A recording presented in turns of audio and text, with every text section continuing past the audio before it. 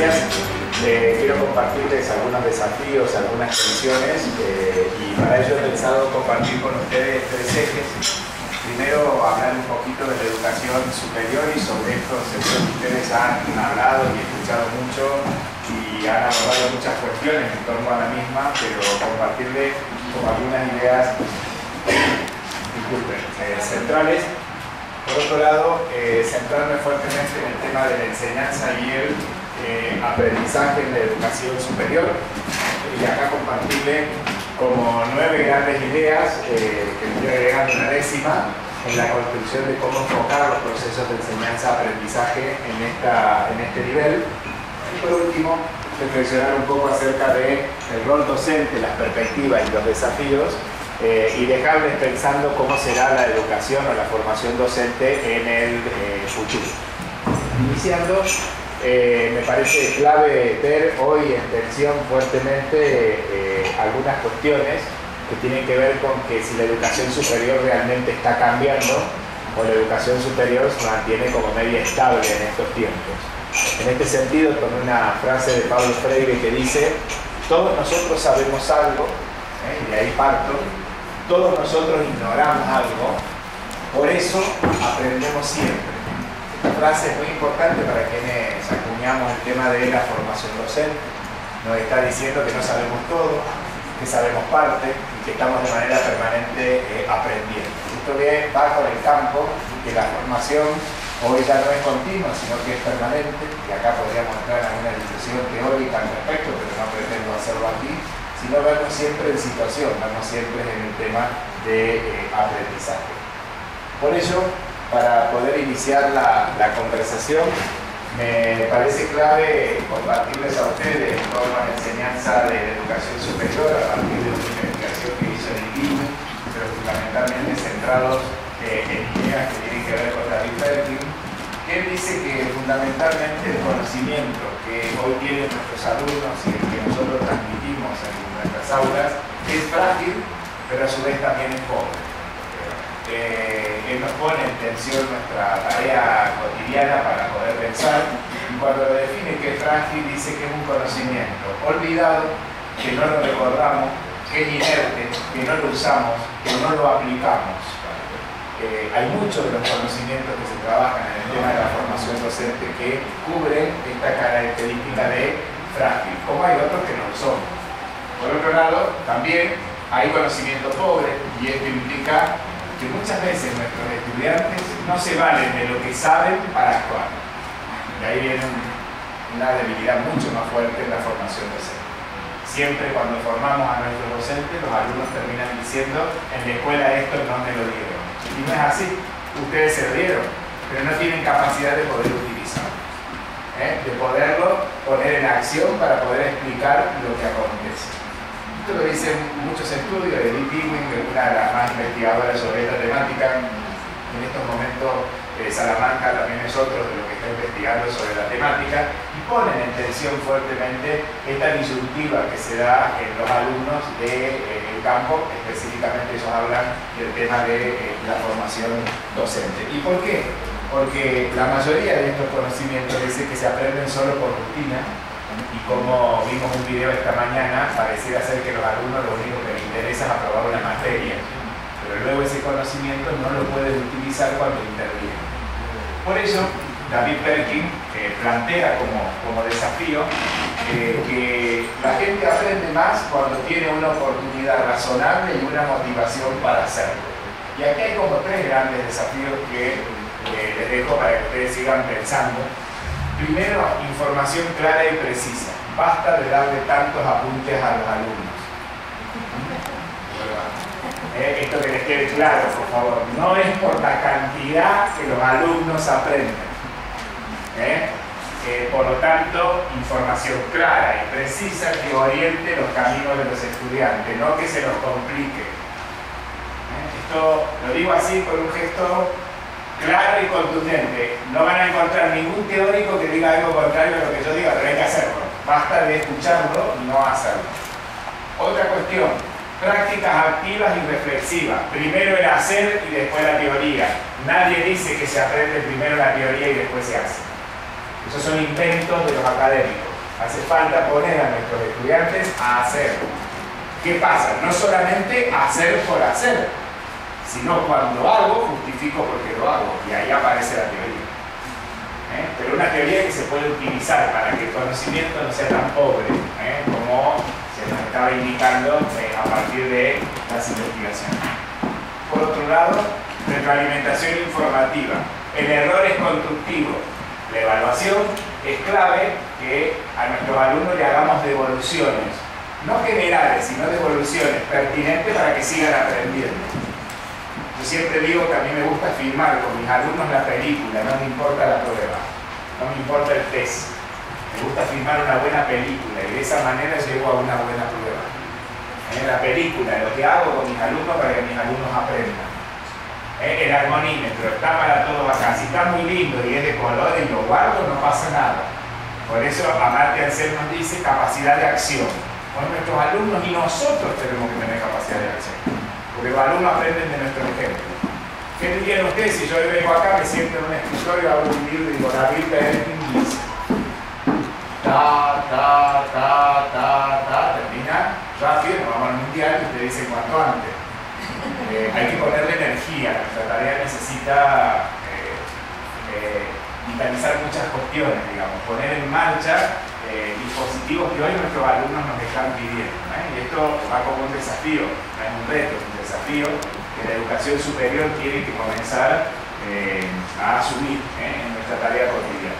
Y por último, la motivación no es solo del otro, yo también motivo.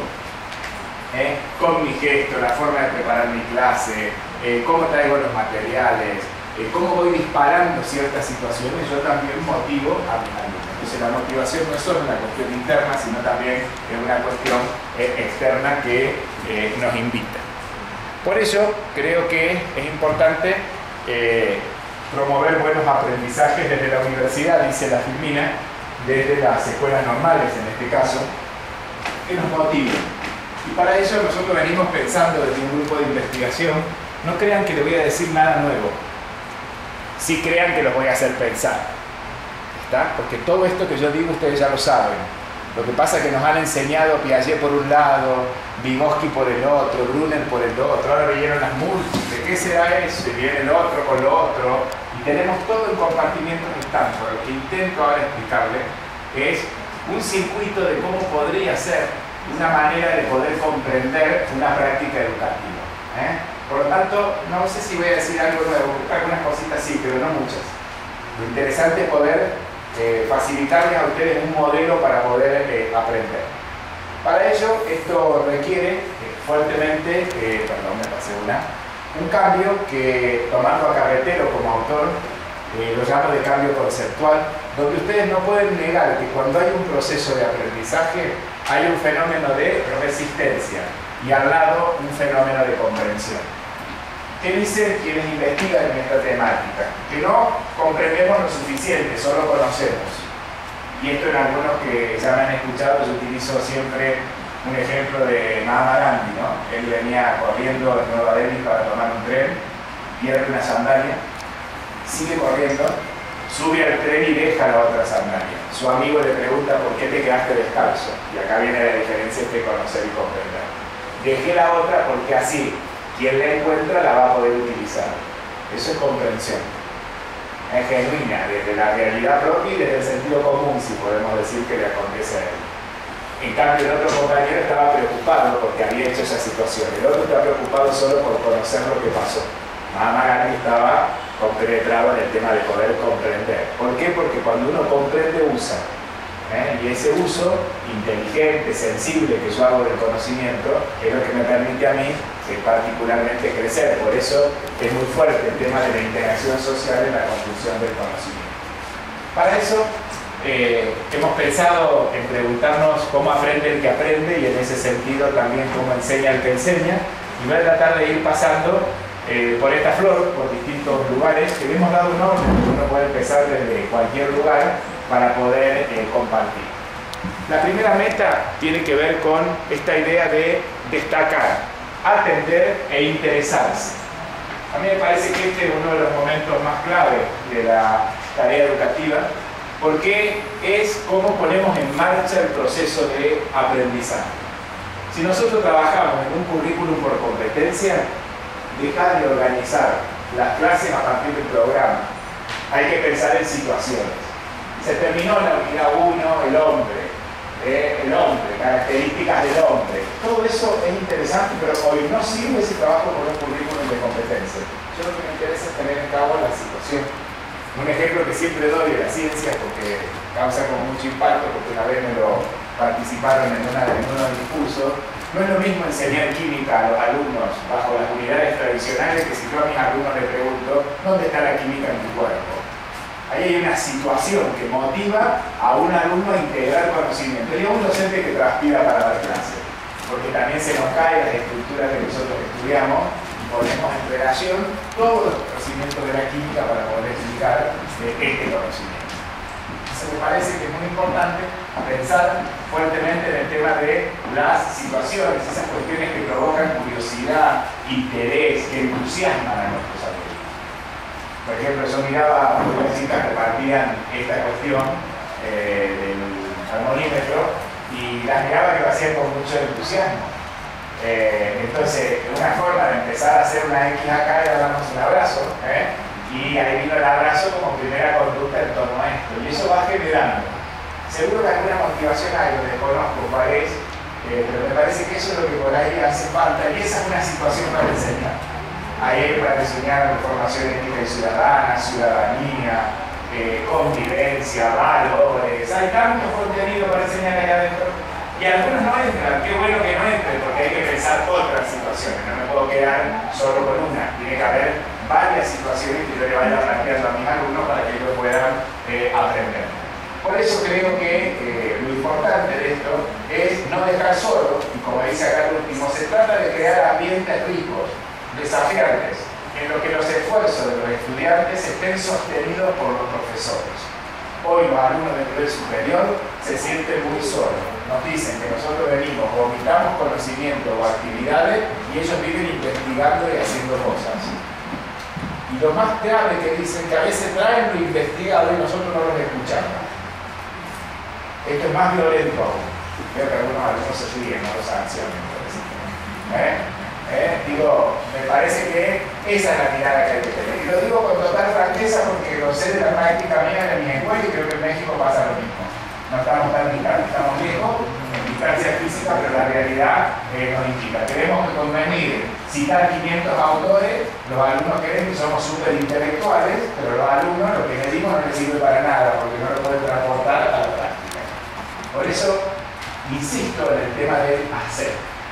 El hacer es lo más cotidiano que nos tiene que acontecer en la escuela, fundamentado con ciencia y con conciencia, que me parece que es lo más importante. Segundo, una vez que yo planteé esta situación, hace falta desentrañar significado. Esto tiene que ver con conocer lo que saben los alumnos. Diría que es un armonímetro, que entiende armonía, vida, estar juntos, convivir. Empiezan a surgir como palabras y uno empieza a desentrañar el significado que esta cuestión va teniendo, por tomar este ejemplo. Me parece que sobre esto ustedes tienen todo claro, lo único que a mí me parece que a estas actividades nosotros las hacemos pero no las tenemos en cuenta. ¿Y saben por qué no las tenemos en cuenta? Porque no escuchamos. Como docentes no escuchamos. Somos una tabla de no escuchar. Y hace falta escuchar para poder enseñar. Si yo no escucho no tengo conflicto. Si no escucho y no doy la palabra, me quedo con lo que mis alumnos me dicen. Hace falta poner una atenta escucha a lo que dicen los alumnos, porque cuando mucho lo que yo tengo que enseñar, ellos ya lo saben, y pierdo tiempo. Esto me ha pasado a mí dando clases. Creo que entro con la mejor teoría del mundo en clase de la radio. Y los alumnos dicen, profesor, ya lo vimos con el profesor del curso anterior. Disculpen, y empiezo a regular para atrás. Esto porque falta coordinación. Entonces, desentrañar significado nos pone en situación, nos pone en tensión, nos pone en práctica y creo que eso es lo importante. Pasamos al tercero, que es comparar los significados. A ver, el armonímetro para uno significa armonía, el otro significa espiritualidad. Para el otro significa otra cosa. Como docente, ponerlos en tensión, que los alumnos discutan, que compartan significados, dar un tiempo para compartir los significados que nuestros alumnos dan a tal o cual cuestión. Estas transparencias quedan para ustedes, chicos. O sea, lo pueden usar todos, o sea, no hay ningún problema, después se los copien, para que no estén tomando y sacando, va a quedar acá disponible. Me parece que lo importante de esto es fundamentalmente las explicaciones de otro. Y acá no es que el profesor se sienta y arma grupos, él también da su explicación, es otro en la clase. Desde la perspectiva que él tiene, no desde el teórico. Yo lo que he cambiado ahora con mis alumnos, cuando doy clases, dejar de ponerme los teóricos porque los corro. Los alumnos no se enamoran del tema. Yo les cuento lo que yo entiendo con mis palabras. Y a la segunda clase les traigo los teóricos para que los veamos, que fundamentan lo que yo dije. Y qué bueno que los alumnos se den cuenta que están fundamentando lo que el profesor dijo. Para que no crean que el profesor sabe todo. Y hay otros que también dicen cosas sobre este tema. Y uno no habla de la nada, hablo de lo que otros me han dado. Entonces me parece que es importante esto de compartir significado. Y acá tenemos la perspectiva de Vygotsky, ¿no? Cómo nos generamos zonas de desarrollo próximo. Y a ustedes no les voy a hablar de esto porque ya lo saben. Me parece clave poder poner en tensión esto, pero en la realidad del aula. Y pregúntense ustedes cuántas veces les posibilitan a sus alumnos que compartan sus saberes previos. Preguntémonos, porque a veces creemos que lo hacemos y no lo hacemos tan presente en nuestra propia práctica. Por eso creo que acá es bueno pasar por comprender un poco algunos niveles de comprensión. Yo creo que hoy en la formación docente nos quedamos mucho en estos dos niveles. El nivel de contenido y de resolución de problemas. Nos quedamos trabajando conocimiento y práctica, entonces enseñamos qué es la vaca, y ahí nos quedamos con qué es la vaca, pero muy pocos plantean la pregunta ¿qué produce la vaca? Para decir, produce leche. ¿Y qué se saca de la leche? Y de ahí no salgo. En el nivel solo de contenido y de resolución de problemas quedan la mayoría de nuestras prácticas. Perkin nos plantea poder hacer un salto mayor. Justificar por qué leche de cabra o leche de vaca. Y ahí entro en un tema epistemológico interesante de la justificación y la comparación.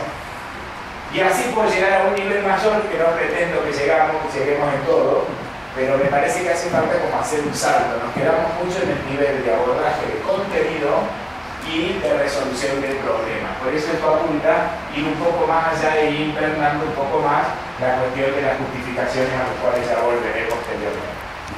Pero también no hace falta un docente pasivo ni un alumno activo ahora en estos tiempos modernos. Los dos son activos. Y hace falta un docente que integre nuevos contenidos. Y esto significa, abordamos todo lo del armonímetro y hace falta tal saber nuevo. Por ejemplo, yo pondría en evidencia cuestiones de Bourdieu, de Passerón, de distintos autores en torno a esto desde la sociología para cuestionarlo, y poner en marcha. Es interesante poder discutir, pero ahí hay un docente que se convierte y toma el rol de profesor explicante. Toma la palabra, pone en tensión igual. Si el docente no puede, será a partir de un capítulo de un libro que acerque información, será a partir de un video, será mandando a los alumnos a googlear y a buscar información en torno a esto para poder crecer. Ahí me parece que esta parte es una de las partes más ricas donde nosotros ponemos en marcha esto. Y recuerden, no solamente enseñamos con información escrita. Hoy lo audiovisual ocupa un lugar muy, pero muy importante en nuestras vidas. Por lo tanto, comencemos a utilizar la herramienta audiovisual para enseñar, porque es por donde uno puede ingresar el conocimiento. Entonces, no es lo mismo que yo explique Piaget, que lo ponga a Piaget explicando el proceso de asimilación, de acomodación. Porque el alumno se está encontrando directamente con el autor, no es el profesor. El profesor luego media en ese conocimiento y ayuda a interpretar. Pero hay distintas formas en las cuales uno puede ir acercando el conocimiento en estos tiempos. Siguiendo con esto, hay distintas actividades de comprensión. Uno puede decir, en el aula de nivel superior, las explicaciones no faltan. Está llena de explicaciones. Segundo, damos muchos ejemplos. También esto está presente. Pero estos dos se quedan fuertemente en el nivel de contenido. No salimos de aquel nivel 1 de contenido que hablé anteriormente. Hay algunos docentes que se plantean no quedarse solo con esto, sino que también aplican, y ahí comienza un poco la aplicación a resolver algunos problemas que uno les crea o los alumnos nos traen.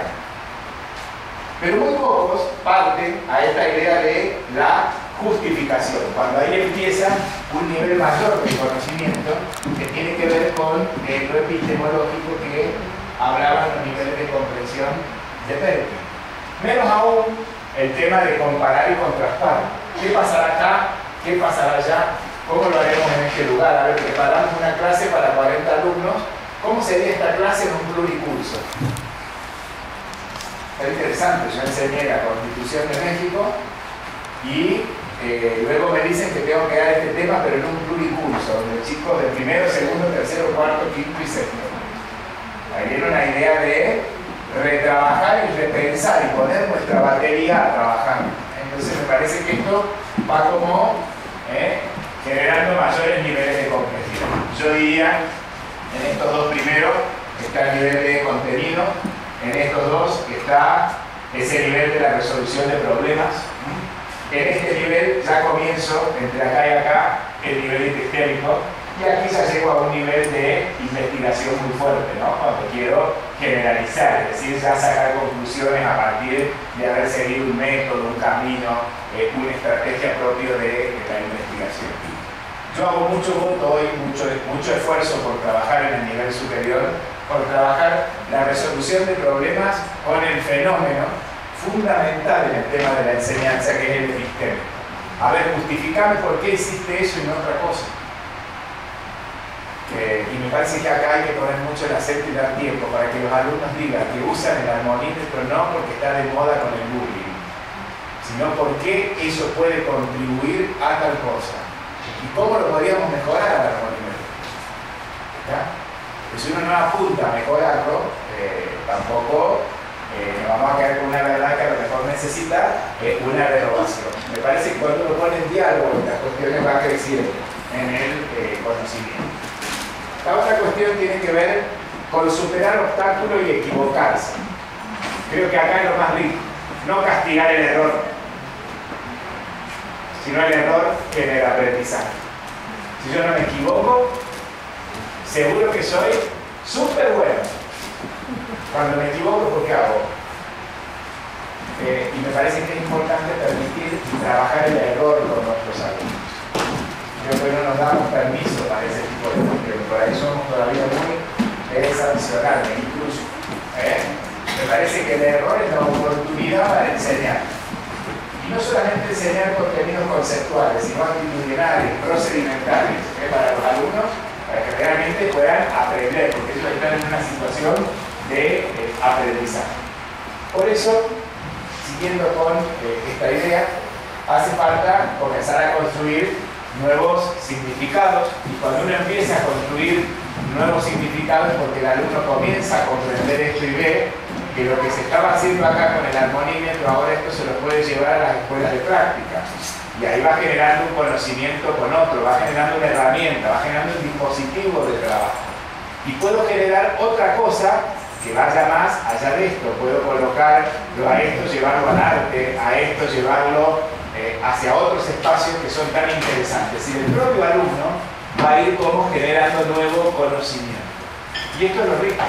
Lo rico cuando uno se encuentra y puede utilizar el conocimiento, porque acá está el uso del conocimiento. El alumno sabe que le sirve esto para esto y no para esto sí, para lo otro no. Esta es la tarea con la cual uno construye y va como decodificando esta realidad que es tan compleja. Siguiendo con esta mirada, creo que no es menor pensar hoy con el apoyo de materiales. Me parece que hace falta organizar el material con el cual yo voy a trabajar con mis alumnos y diversificarlo lo más que pueda. En el tema del armonímetro podría haber un grupo de alumnos que esté buscando canciones, otro grupo de alumnos sobre las cuestiones que ahí están planteadas, y bien de moda, de un cantante top que a ellos les guste para captar el interés, no un tango, porque no vamos a juntar como un joven a escuchar un tango, son contados con el dedo de la mano. Entonces digo, me parece que ahí que viene la chispa nuestra de cómo podemos encontrar ese nudo dispositivo de situación, ¿no? Canciones, obras de arte, se pueden buscar miles de cosas en torno a lo que ahí está planteado, porque eso tiene que ver con la vida, por lo tanto tiene que ver con todo. Fíjense cuál es el concepto de vida. Creo que una de las primeras cosas que aparece ahí adelante, no me acuerdo el número, tenía que ver con salvar la vida, que hoy lo leí.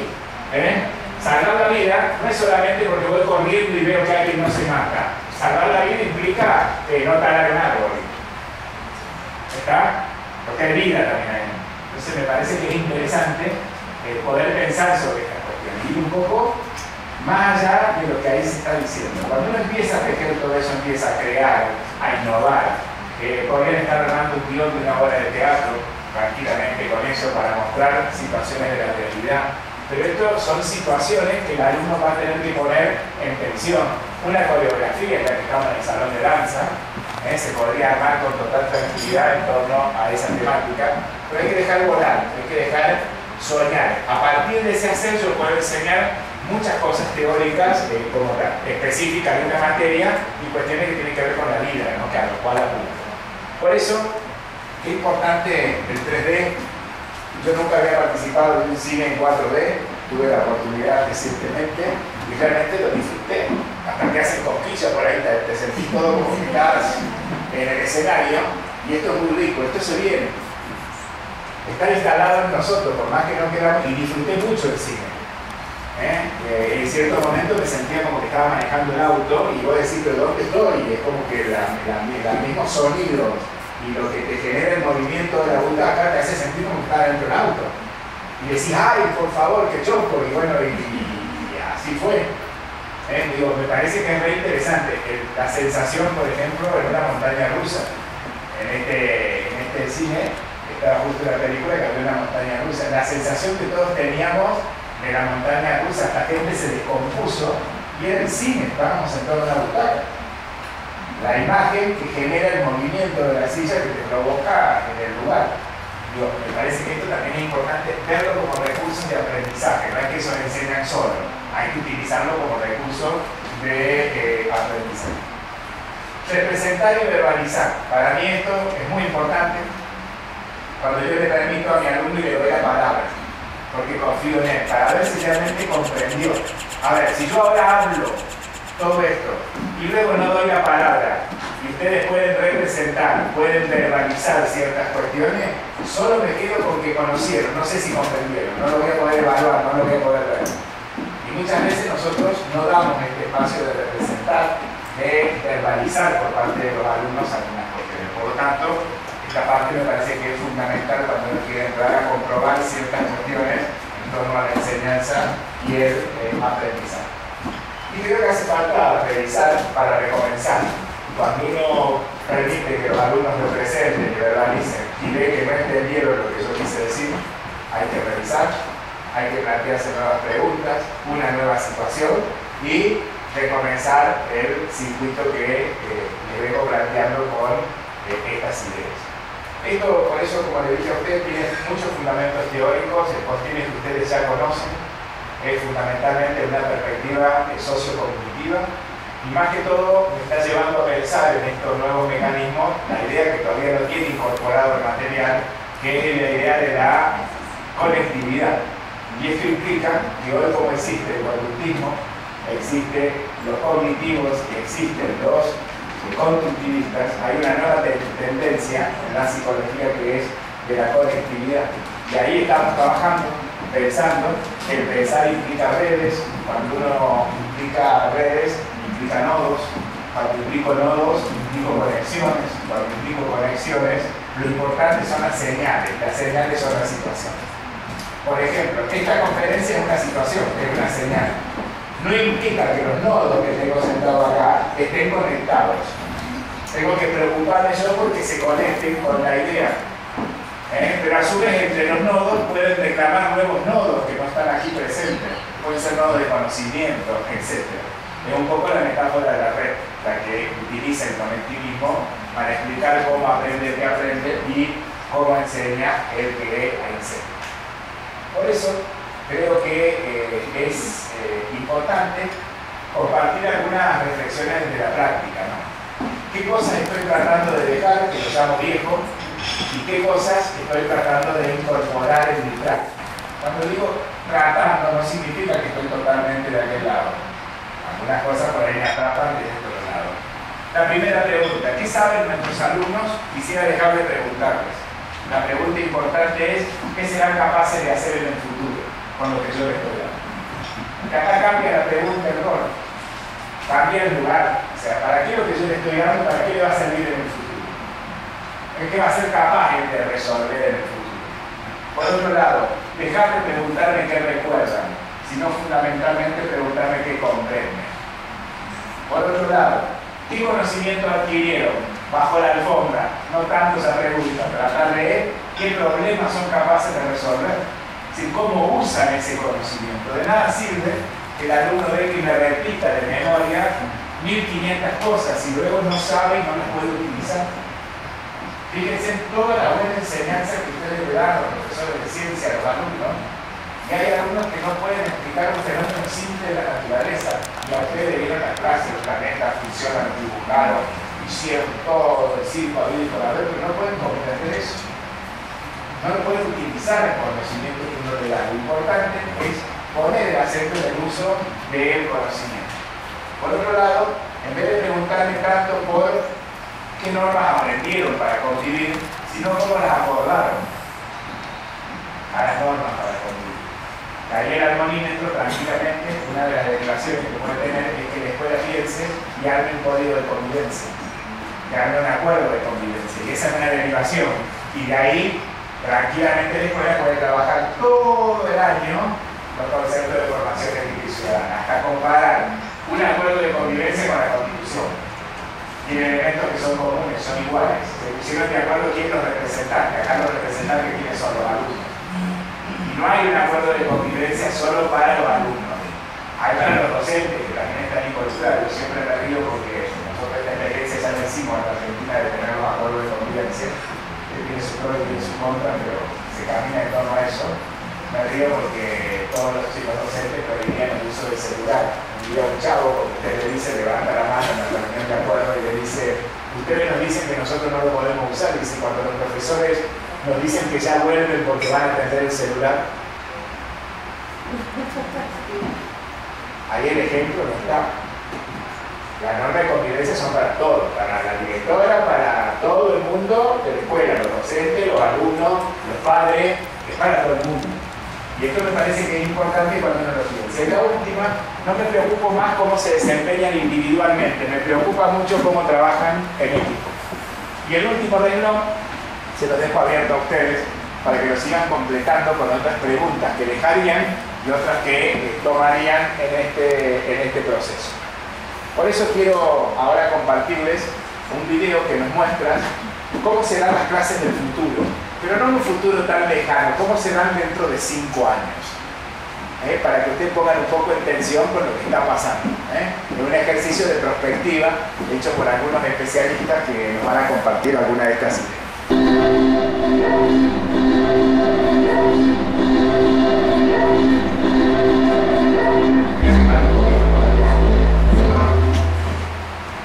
Me toca hablar de formación docente inicial. Tema difícil, de la formación docente, y 5 años no es mucho. Bueno, como todos hice el ejercicio de pensar la formación docente desde lo que a mí me gustaría que sea la formación docente, es decir, lo que a mí me gustaría que resulte. Y en lo que a mí me gustaría que resulte no van a haber imágenes, que ya fueron pasando, no van a haber imágenes de campus virtuales, ni de blended, ni nada de eso. Van a haber otras imágenes. En principio, la imagen con la que comienzo es de colores. Me imagino una formación docente en colores, y ahora lo voy a explicar. Me imagino una formación docente con flexibilidad en recorrido. Sé que la metáfora es interesante. Me imagino una formación docente en colores. Esta es una situación de aprendizaje para los alumnos que tienen que estudiar esto y realizar estos conceptos. Interesante porque ya piensa, uno podría cortar el video acá y preguntarles a ustedes ¿cómo imaginan ustedes una formación docente en colores? Esto implica una cuestión de pensamiento interesante que sale del nivel de resolver un problema implica tener una metáfora, imaginación, crear. Yo me imagino una formación docente que admita la diversidad. ¿Qué más? A ver, ¿qué nos animamos? Integral. ¿Eh? Y le llamamos integral, una formación integral. Una formación integral a la profesora. ¿A usted, profe, qué le imagina? Una formación donde todos puedan participar. Donde todos puedan participar. Una formación inclusiva, no exclusiva. Exactamente. Cada uno, según la mochila, puede empezar a opinar, pero esto desestructura el discurso, no hace falta la teoría. Esto es indagar lo que cada uno sabe. Si uno luego forma grupos para que discutan estas ideas, viene el intercambiar esto que yo decía, saberes y experiencia, lo que yo estuve diciendo anteriormente. No lo vamos a hacer porque viene el mundial, no tenemos tiempo, pero vamos a escuchar qué es lo que dice ella, ¿no? También hay que ajustarse a la realidad, si no, no funciona. Me imagino una formación docente con flexibilidad en recorridos, con itinerarios, con la posibilidad de que la misma formación ofrezca trayectos no tan estructurados ni estructurantes, pero a la vez me imagino la posibilidad de una arquitectura novedosa en la formación, es decir, una arquitectura construida no solamente desde una currícula central, sino desde un lugar más participativo, donde en esa misma arquitectura los arquitectos sea toda la comunidad educativa. Así me imagino a la formación docente. Donde los recorridos sean originales y personales, donde cada docente, además de participar de esta arquitectura novedosa, pueda pensar su propio recorrido en solitario y con otros. Me imagino una formación docente georreferenciada, es decir, conectada entre lo local y lo global, con la posibilidad de compartir experiencias, analizarlas, expandirlas en comunidades de práctica, donde no haya tanto hiato, tanta brecha entre esto global y local. Una formación docente donde el afuera y el adentro estén articulados, una formación comprendida en un contexto. Y otra vez vuelvo a esta idea de georreferenciada, donde lo local tenga prevalencia, pero también la formación esté articulada y bien articulada con su contexto de afuera. Me imagino una formación... Acá digo algo que me parece también que es importante cuando uno piensa el aula, piensa en nuestra formación. No nos olvidemos que cuando nosotros formamos y debemos habilitar nuevos horizontes culturales. Hoy una de las debilidades que tenemos los docentes latinoamericanos es ser muy pobres de cultura. Entonces, leer un libro, ir a una obra de teatro, ir al cine, no porque esto sea cultura, ir a un partido de fútbol, es cultura. Saber qué significa el carnaval en Brasil, es cultura. Alguien tiene que vivirlo esto, tiene que sentirlo. Por eso, habilítense a no hacer siempre lo mismo. Yo, por ejemplo, cuando viajo, lo primero que hago es comprarme una revista de esas cholulas. Y en este viaje me compré una, que después la dejé, pero me enteré de los artistas, qué es lo que hacen, todo lo demás. Eso no está metido en mi mente, pero eso es cultura. Aprendí las nuevas dietas que hay según los tiempos, no sé cuántos, ahí me metí en eso. Leí el horóscopo. No estoy habituado a hacer ese tipo de cuestiones. Pero la vida te va colocando por otros lugares. En otro viaje, por ejemplo, me compré uno de los libros de la Madre Teresa de Calcuta, de sus pensamientos, y estado de cultura, habré otro paradigma, otra mirada, es decir, animémonos a animarnos con otras cosas, no siempre didáctica, y cocino y hago didáctica, viene mi hijo y hago didáctica, y como docente lo único que veo es eso. Me parece que hace falta abrir los horizontes culturales. La formación docente no puede perder esta mirada si queremos mejores docentes formados, ¿no? Me imagino una formación docente con esta idea de convergencia de tecnologías, pero diversidad de estrategias didácticas. Es decir, donde la tecnología ofrezca la convergencia, pero la enseñanza ofrezca la diferencia. Un escribir juntos, me imagino unos docentes y alumnos escribiendo juntos los recorridos, documentando experiencias y aprendizajes. Me imagino contenidos coloreados, desde lo vivencial, más peso de lo experiencial, donde sea la experiencia el lugar para construir la teoría y para después fomentar la transferencia. Me imagino más color, más vivencia, más experiencia. Me imagino habilidades cognitivas con mediación tecnológica, pero donde estas habilidades cognitivas no solo tengan que ver con el conocimiento entendido como contenido disciplinar. Me imagino una formación no centrada solo en el contenido y entendiendo que el conocimiento no es solo lo disciplinar. Me imagino el conocimiento en 4D, con sonidos, aromas, perceptivos y creativos. Me imagino una formación docente donde pase lo que pasa hoy en una sala donde podemos oler, tocar, sentir, una formación no tan centrada en el texto, sino también en lo perceptivo, en el fomento de la creatividad. Me imagino un tiempo de reflexión en matices, dimensionado con raíces y vuelo. Me imagino colores en el árbol. Me imagino una relación entre tradiciones e innovación. Me imagino un tiempo, un slow, como decía Dolores Reich, para pensar, un tiempo donde el individuo también pueda pensar. Me imagino docentes formándose para diseñar sus propios materiales, para poder promover la producción de contenidos multimodales, donde los contenidos no les vengan desde afuera y los programas no le vengan desde afuera y los materiales puedan ser producidos en colegialidad por los mismos docentes. Me imagino aulas diferentes para la formación. Si queremos docentes diferentes, la ambientación tiene que ser diferente. No me imagino el aula como es ahora para formar docentes que queremos que desarrollen su creatividad. Me imagino participación. Me imagino docentes ciudadanos, estudiantes en formación comprometiéndose con la currícula, con las prácticas y con la ciudadanía en un sentido más amplio.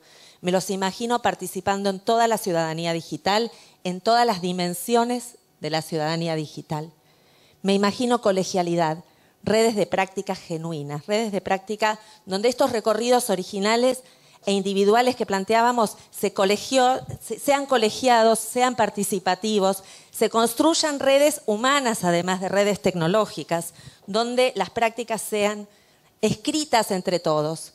Me imagino una formación que aliente los sueños de los docentes, que los aliente, que les permita tener vuelo y tener sueños. Me imagino dispositivos de formación experimentales que fomenten las ganas de aprender, enseñando de la tierra al cielo. Es decir, como esta rayuela, me imagino docentes que experimenten, que quieran formarse, que quieran aprender desde una tierra hasta un sin límite, ¿no? Con ganas de seguir formando. Me imagino docentes que se forman felices de hacer lo que hacen y lo que van a hacer, reconocidos, prestigiosos y bien pagados. Nada más.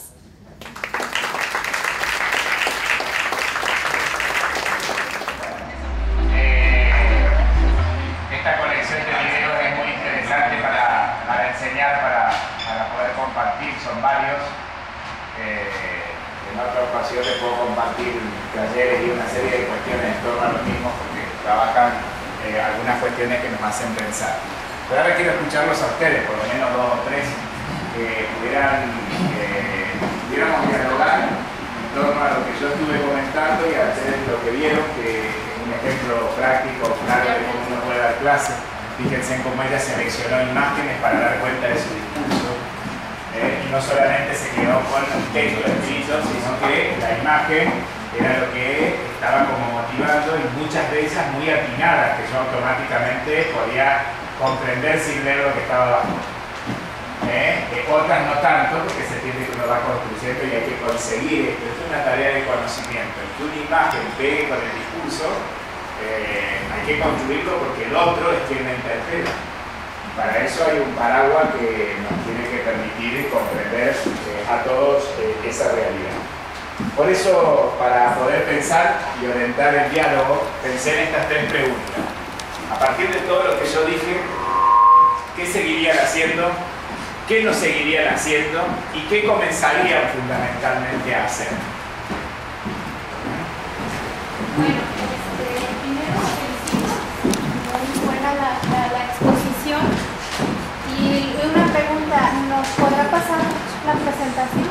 La presentación queda acá disponible para ustedes con los videos, todo lo demás, más los videos que no usé. Quedan acá disponibles también.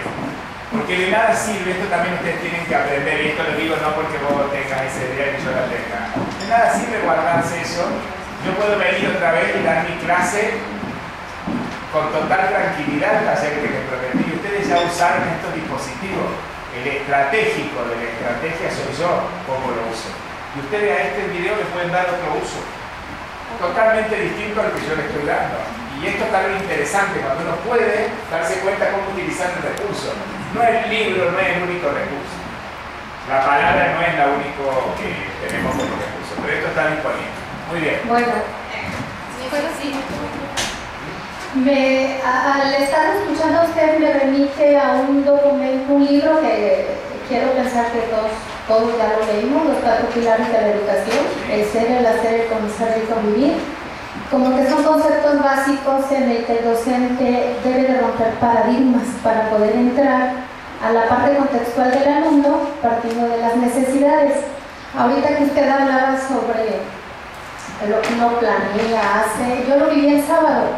Por ahí en la otra universidad me dan un grupo de maestría, termino y me dice hay que titularlos. Me voy con la idea de que ellos ya dominan la parte teórica, la parte metodológica, y me doy cuenta que los chicos están perdidos como en esa parte, no logran la diferencia.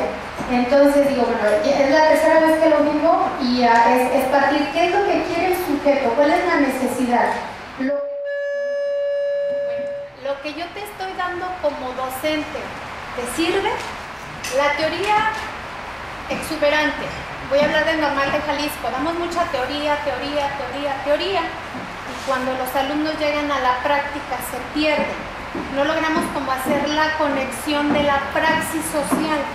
Entonces el comentario y la invitación es como romper los paradigmas ideológicos que tenemos en cuanto a la conceptualización teórica que existe, pero debemos de tener una estrategia para que el alumno la aplique en la parte cotidiana, que esa es la debilidad social que tenemos y no nada más aquí, se ve en cualquier nivel.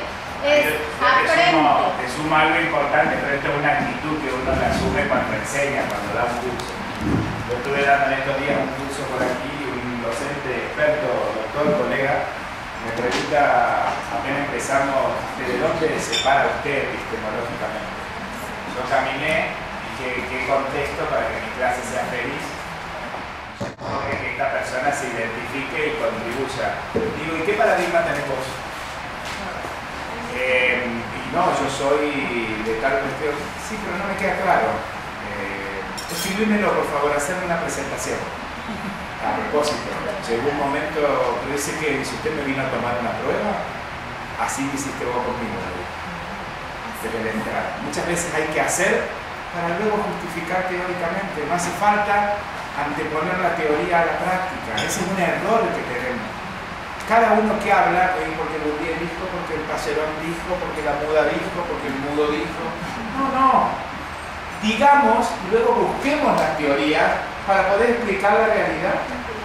Si no, lo que hacemos es que en nuestra clase no somos nosotros los que hablamos. O sea, yo me he dado cuenta en todo este tiempo que soy, por ejemplo, mi alumno dice, yo quiero investigar sobre la convivencia. Perfecto, pero usted no nos pide el marco teórico. ¿Y qué me importa a mí? ¿Qué querés hacer vos? Contame. Bien, que esto y que aquello. Profe, ¿qué puedo leer? Andate a la biblioteca, busca algunas tesis que tengan que ver con el tema tuyo. Si no encontrás ninguna, vemos dónde. Pero profe, ¿qué? Porque todo el mundo está queriendo anteponer la teoría y a veces yo lo que hago con la teoría me pongo el saco.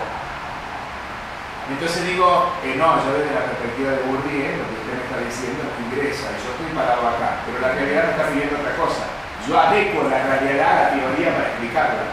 Y yo lo que necesito es ver la realidad tal y cual está y valerme de todas las teorías habidas y por haber para explicar esa teoría. Porque a veces una única teoría no me sirve. Zimmermann, que es un autor de ustedes, decía algo muy importante. Tenemos una gran dificultad. No nos animamos a cuestionar las teorías existentes. Y hoy muchas teorías no nos sirven más para explicar la realidad. Es que desde ahí se tiene que romper el paradigma porque estás enseñando como te enseñaron. Sí. Y entonces el gran reto del docente es partir de la realidad para vincularla con la parte teórica. Muy bien. Porque si continuamos haciendo lo mismo, pues no vamos a salir de esa parte en donde el alumno, el borreguito, entonces esa es la aportación. En lo personal que comenzaré a hacer, pues yo digo que hacer un diagnóstico, el error que tiene el docente, y me cuento, no sé si alguno es, creemos que el alumno sabe porque planes y programas lo marcó. Creemos que esa parte ya está ahí, pero no existe. Entonces ahí es donde se rompe, no está el puente, y tú, maestro, das conocimiento, teoría, y cuáles son. Entonces aquí ya hablamos de los niveles intelectuales de OCDE que marca, primero, segundo, tercer y cuarto nivel. ¿Queremos alumnos que hagan lo que tú le indiques o queremos alumnos que trasladen el conocimiento a la parte cotidiana? Pero esa sería mi aportación. Muy bien. Yo pienso, o sea, yo estuve haciendo un estudio ahora para el doctorado, revisando las visiones e ideales virtuosos que sobre el maestro tienen los normalistas. Y me di cuenta en el curso de investigación que cuando hablamos del maestro y del buen maestro, hablamos de cosas muy distintas, los estudiantes y los maestros. Nosotros pensamos como profesores de educación superior en formar docentes. El estudiante muchas veces está pensando directamente ya en su función práctica de educar niños.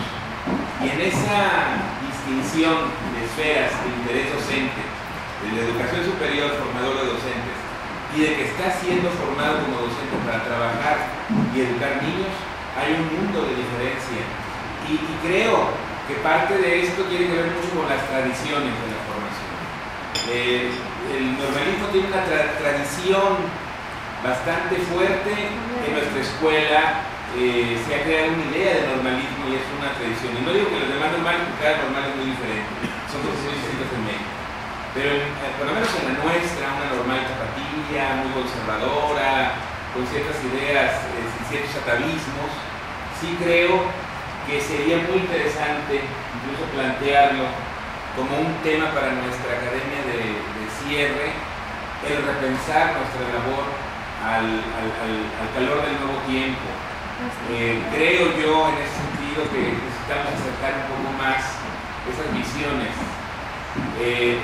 Sabemos que hay un compromiso institucional, que el currículum nos dice ciertas cosas, pero creo que tenemos que tener la mirada en estas cosas cuando hablamos con nuestros alumnos. Yo lo he notado cuando hablo en clases, soy demasiado teórico, cito muchos autores, disparo, soy una metralleta de autores, pero a veces también me hace reflexionar, Horacio, en este momento, cuando tú me dices, creo que hay que volver a la práctica, volver a lo fundamental, volver a esos elementos básicos que el alumno en formación está esperando de nosotros. Yo no dejaría a los autores tampoco, pero claro, a ver, desde la SED, y en algún momento voy con una tarjetita y te doy a vos, Pablo, te doy a vos, Esquina, te doy a vos, Stoller, pero vos ya desde la SED los chicos lo van a entender cuando lo están queriendo abordar, no es por decir esos autores, cada uno según la temática trabaja autores. Pero me parece que es bueno replantear y poner el acento, esto no lo digo yo, digamos como tal, la pedagogía y la comprensión de Harvard pone el acento fundamentalmente en esta mirada que yo les estoy compartiendo, este es el fundamento teórico de esto que yo estoy planteando en el día de hoy. Con la experiencia latinoamericana del sur, que tenemos por ahí una coctelera que hace falta explicar algunas cosas, pero que me parece que es interesante poderlo ver en la acción, ¿no? Creo que van surgiendo como cosas interesantes. ¿Alguien más que quiera compartir alguna respuesta a esta o a otras preguntas? Igual felicitarlo, muy interesante todo lo que nos está proponiendo. A mí me hace ruido el qué comenzaré a hacer, ¿no?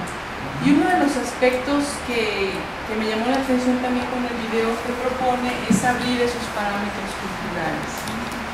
Creo que una de las partes importantes con nosotros, o lo digo por mí, enfrascarte mucho en didáctica, pedagogía.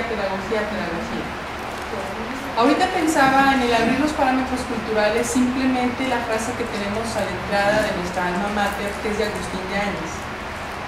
Esta persona que pues es un literato jalisciense, y cuántos de nosotros a lo mejor lo hemos leído, toda la producción que tiene, y es muy rica, y partir de una frase, por ejemplo, y que los mismos alumnos se interesaran para contextualizar, que es la parte que en séptimo y octavo es con la que arrancamos, a lo mejor algunos de los docentes, ver el contexto en donde vas a estar inmerso para empezar a trabajar. Claro. Y el También contexto... ahí yo empezaría, me gusta mucho la literatura, ¿no? Me apasiona mucho leer, digo mucho para mí, no solo para enseñarlo. Sí. Yo le digo, yo ahí tomaría frases de este autor, se las entregaría a los alumnos, les haría pensar una frase, que ellos crearan una frase, que luego puedan ir a la biblioteca y bucear sobre los libros de este autor, que elijan un autor y que de ahí hagan una construcción que vos verás, será artística, será de otra cosa según tu espacio particular. Eso motiva muchísimo al alumno porque se pone como creador él de un escrito, ¿no? Lo ponemos como escritor también. Entonces a mí eso me interesaría comenzar a incluir dentro de mi ejercicio docente, y de alguna manera, pues no tanto proponerlo como una asignatura más, quizá en un futuro, como dice el video, de aquí a 5 años, ¿por qué no incluir en la formación docente aspectos de formación cultural para integrar más el trabajo contextual que realizamos? Muy bien. Bueno, aquí en México, yo creo que usted lo sabe, en los últimos 10 años ha habido reformas en casi todos los niveles de educación básica y en educación normal. En estas reformas creo yo que se plantea poner en el centro, más que la cuestión de la enseñanza, el cómo aprenden los alumnos. Es decir, poner atención en el aprendizaje, cómo se aprende y los contextos. Y bueno, esto trae una serie de cosas como replantear el modo de evaluar con la evaluación cualitativa, replantear lo que usted decía, plantear preguntas inteligentes para que las respuestas sean inteligentes o los niños desarrollen y pongan a trabajar sus neuronas, o los alumnos en general, no nada más los niños, los adolescentes, en este caso aquí, ya jóvenes, ¿no? Pero hay un problema, digo yo, muy serio. Por ejemplo, en primarias están ahorita exigiendo que los alumnos, que los maestros hagan preguntas abiertas. Entonces los maestros dicen, ¿para qué? ¿Quién se va a quedar con eso? Los van a archivar. Y bueno, yo les explico a los directores que esa es una cuestión que está ligada con la evaluación de tipo cualitativo, y que dices que toda la vida hacemos preguntas, sí, pero hay que ver cómo se plantean esas preguntas. Se los digo así como de la manera más amable que se puede, para no formar una barrera, ¿verdad? Y les digo, bueno, esas son situaciones que uno ve en los países del primer mundo, a un maestro trabajar y constantemente está planteando preguntas más que dar discursos. Sí es cierto. Pero aquí, por ejemplo, también he visto yo el otro lado de la moneda. Decimos que hay que trabajar con lo novedoso, hay que trabajar con las reformas, y las reformas no se aplican. Y hay que romper paradigmas, por ejemplo. Pero en ese afán de hacer eso, de trasladar yo y evitar dar los discursos, la clase tradicional, pues, ¿no? Quiero trabajar con preguntas. Y a veces se vuelve caricaturesco ese ejercicio. Inclusive veo que en ese afán de trabajar así, también se cae en provocar el conocimiento de carácter muy elemental, el conocimiento común. Pero ya usted lo decía, hay que darle una explicación a ese hecho a raíz de las teorías, aunque después, inclusive aquí como yo soy lector de algunas tesis, les digo, ¿por qué en vez de hacer un apartado de cuestión teórica, no lo van metiendo dentro de la tesis cuando hacen un ejercicio o cuando hacen cuando están planteando una situación didáctica, ahí metan la teoría. Y no es necesario que digan Vygotsky, Piaget, Bourdieu, etcétera, sino que se sobreentienda que ahí está la teoría, ¿no? Bueno, en concreto, este ejercicio de pasar de un lado para otro es complejo, muy complejo, porque traemos arrastrando nosotros también una formación de un tipo, de un carácter. Y otra cosa que yo generalmente hago hincapié en no hacer en no hacer ponerle apodos porque dicen es un maestro tradicional. Hay maestros tradicionales que sin embargo utilizan una hojita para enseñar, una hojita de esa planta.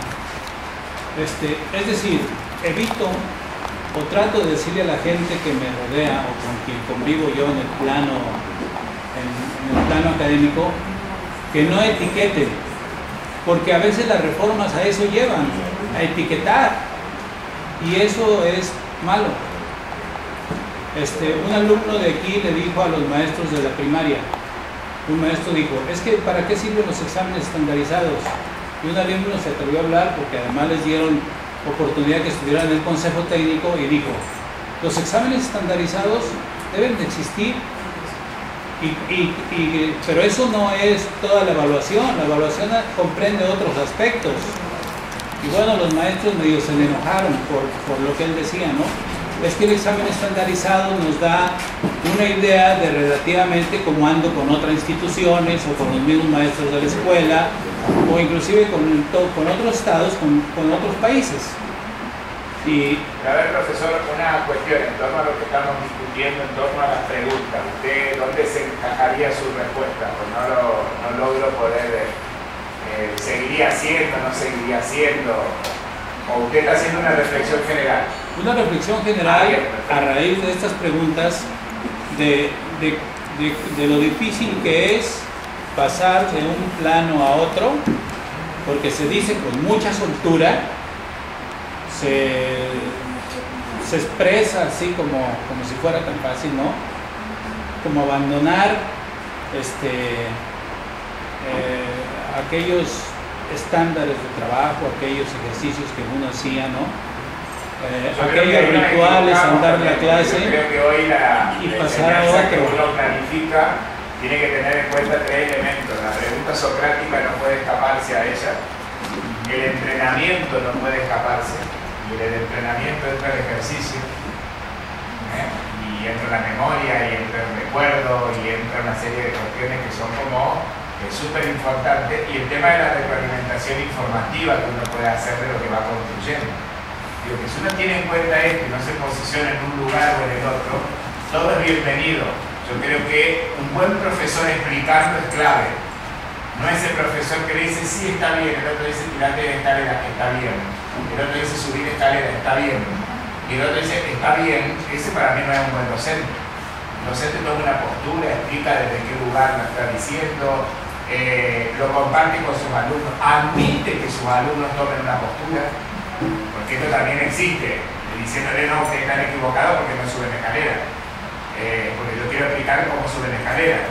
Tener cuidado con esto también, porque ahí habría que hacer como una mirada más cualitativa del tema, pero me parece que hay que ver en estos tiempos que corren qué cosas sostenemos de las que veníamos haciendo y qué cosas ya no hacemos porque sabemos que no dan resultados. Sí, hay que hacer. Y ahí hay una mirada crítica que hacer de la propia práctica. O autocrítica. Perdón. Por ejemplo, yo les digo a los muchachos, por eso hay que tener cuidado con el discurso, con el lenguaje. Muchachos, lo que dije aquí, ahora la reforma se centra en la cuestión del aprendizaje del alumno. Que hay que tomar en cuenta los aprendizajes previos que trae, que aprendió en su comunidad, y luego me dicen, entonces ya no hay que dar explicaciones. No, sí, es que no. Por eso lo dice la reforma. No lo tomen tan radical. Es decir, hay que tener cuidado pues cómo se manejan estas cosas, ¿no? porque luego ellos hay que dicen... enseñar a leer y leer críticamente con la valija que uno tiene. O sea, me parece que lo interesante es poder poner en tensión cuando uno lee la reforma. Por ejemplo, la reforma de ustedes pone el acento en el aprendizaje, pero que no solo aprende el alumno, el docente también, porque tiene una concepción más amplia de aprendizaje que otras reformas que circulan en otros lugares. Por más que hay muchas cosas que no acuerdo con la reforma de México, como por no acuerdo con la de mi país, digamos, me parece que es importante poder ver en este sentido, ¿no? Por eso creo que una de las cuestiones que se podría comenzar a hacer es no comerse los buzones, sino decodificar los buzones con los elementos teóricos que son necesarios.